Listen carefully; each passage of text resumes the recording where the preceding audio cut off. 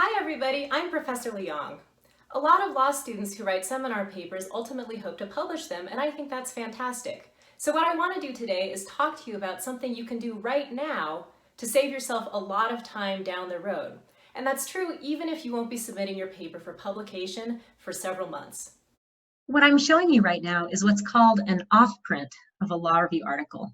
This is what an article looks like when it's all done and printed in hard copy. Now, I picked this particular article for a few reasons. It's published in the George Washington Law Review, which is a journal I really admire. They publish some really influential scholarship, and they do a really wonderful job editing it. This particular article, The Right to Vote Under Local Law by Professor Josh Douglas at the University of Kentucky, is incredibly timely and interesting.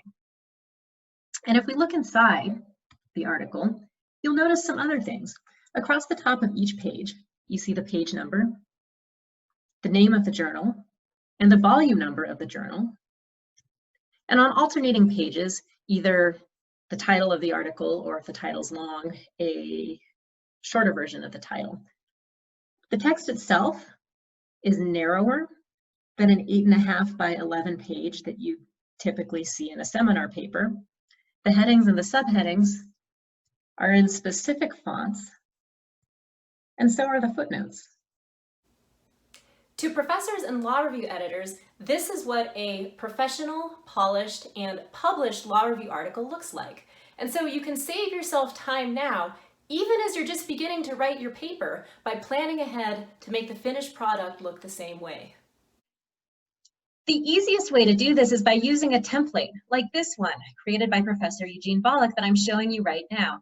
You can see that it's really just a Word version of the published article I just showed you. And I'll go ahead and link this template below the video. Many professors draft their articles directly into a template just like this one. Personally, I'm one of them, and I think this approach has a few advantages. By the time I start drafting, I've already done a lot of research and outlining, but I still like to see how the article looks as it's unfolding. And having everything in this kind of template helps me figure out whether my organization is working or whether I need to change something. An even bigger advantage, though, is that it saves time at the end of the process when I'm getting ready to submit my article to law reviews and journals. And I would highly recommend that you format your article this way as well when you're ready to send it out. Both professors and law review editors are used to seeing a lot of law review articles that look this way. And so formatting your article this way is one way to make a good first impression. Now, if you format your paper like the document that I'm currently showing you, when you submit the paper to law reviews, then at first glance, the editors might wonder whether this is kind of rough. So if you're a student sending out a paper that looks like this, it can definitely look like maybe you just sent out your seminar paper to law reviews exactly the way you turn it into your professor for your seminar without doing any additional work. Some journals care about things like presentation more than others, but it's hard to go wrong by formatting your article the way it will look when it's actually published, instead of like this, which is more the way, we think of a typical seminar paper looking.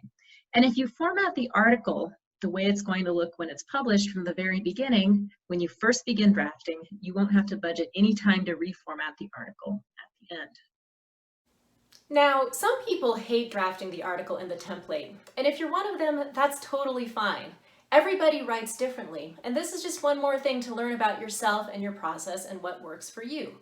If you find that it doesn't work for you to draft the article in a template, then you can just draft it however you like and put it in the template before you send the article out to law reviews. If you're going to do it that way though, just remember that you need to budget some additional time to reformat the article. As always, the ultimate authority on your law school seminar paper or your law review note is not me, it's your professor or your law review advisor. So you should check with them to see what their specific formatting requirements are. For example, some professors like papers to be submitted double-spaced so that they can write comments by hand more easily. I personally don't care about that because I always give comments using track changes. But every professor is different, and so if you're not sure, you should check in with your professor to see what their specific requirements are. If you'd like to get in touch with me for any reason, my contact information is below the video. And as always, thank you for watching, and I'll see you next time.